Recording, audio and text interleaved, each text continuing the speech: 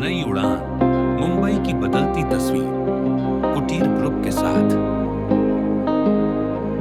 ये शहर सपनों का है, पर यहाँ सपने पूरे करना सबसे मुश्किल भी है। गलियों में भीड़ है, पर हर चेहरा एक नए जीवन की तलाश में है। 2010 में मुंबई की आबादी थी करीब 1 करोड़ 24 लाख। आज ये बढ़कर 2 करोड़ के पार हो गई है। इतनी तेजी से बढ़ी आबादी के साथ मुंबई के लगभग 42% लोग अब भी झुग्गी झोपड़ियों में रहते हैं, जहां ना सुरक्षा है ना सुविधा। इन छोटी सी बस्तियों में साथ साथ जीने वाले सपने एक पक्के घर का इंतजार करते हैं, और इसी इंतजार को खत्म करने के लिए आया है कुटीर ग्रुप। ये सिर्फ मकान नहीं, एक नई जिंदगी की शुरुआत है, जहां इज्जत भी है, सुविधा भी, और एक छत जहां अपने होने का एहसास हो। नमस्कार, मी राजू पंडित, ही माझी पत्नी राजेश्री पंडित। नव्याने निर्माण झालेल्या SRA प्रकल्प पारिजात सोसायटी यातील रहिवासी। मे 2022च्या पूर्वी आम्ही चाळीमध्ये म्हणजे झोपडपट्टी वस्तीमध्ये राहत होतो। तिथे सुविधांची वानवा होती। त्यानंतर आम्हाला SRA मार्फत कुटीर ग्रुप यांनी नव्याने बिल्डिंग मध्ये प्रपोजल दिलं आणि त्याला कामाची सुरुवात मे 2022च्या नंतर झाली। त्यानंतर काम चालू झाल्यानंतर आम्हाला कुठल्याही प्रकारची अडचण आली नाही, जसे की भाडं किंवा कॉर्पोरेट बाकीच्या सगळ्या सुविधांची कुठलीही अडचण आली नाही। वेळोवेळी भाडं मिळत गेलं आणि 3 वर्षानंतर म्हणजे मे 2025 या महिन्यामध्ये आम्हाला नवीन वास्तूमध्ये आणि चांगल्या प्रकारे तयार झालेल्या वास्तूमध्ये आम्हाला प्रवेश मिळाला। या वास्तूची, या पारिजात SRA बिल्डिंगची वैशिष्ट्य म्हणजे या बिल्डिंगला सुरुवातीपासून आम्हाला रहिवाशांना काय काम चालू आहे काय नाही हे सगळं बघायला मिळालं। त्यामुळे मी ठामपणे सांगू शकतो की या बिल्डिंगचं बांधकाम सर्वोत्तम आहे। इथे प्रत्येक बिल्डिंगच्या बांधकामात लाल विटा वापरलेले गेले आहेत, त्यामुळे बांधकामाला सुरक्षितता चांगली आलेली आहे। Meena Damle is not a member of the society but of a small RCC home.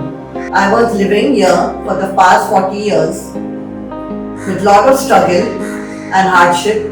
Although there was waterlogging, safety and indignity of living. In spite of all that, we had high hopes. This reformation of the building plan began with Bharat Bhai and Mahendra Bhai. With their dignity, with their dedication and their transparent issues, we agreed to go ahead with the slum redevelopment process. Kutir Group assured and let us go ahead with the rents paid directly into the bank, and he also gave us a lot of support during the long run. I thank you because I have already entered in 2025 in a new constructive building, Parijat, which is on the 3rd floor, very airy, very strong, and I thank Kutir Group and SRA for all this.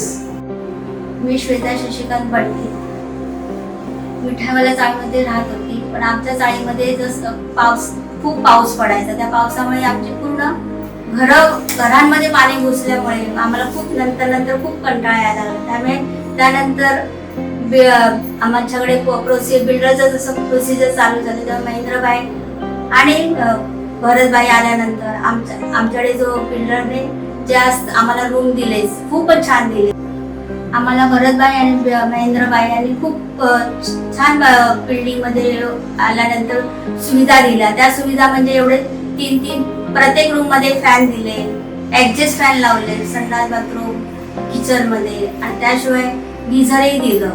तर प्रत्येक रूमवरती एवढे छान passage पण आहे, त्यामुळे आम्हाला खूप relax वाटतं का इथे आल्यानंतर. खूप आनंद वाटला. हा, त्याबद्दल आम्ही त्यांचे आभार मानतो. आणि एवढंच बोलून जे काय आपलं जमलं तेवढं बोलले मी, त्याबद्दल त्यांचे मी आभार मानते.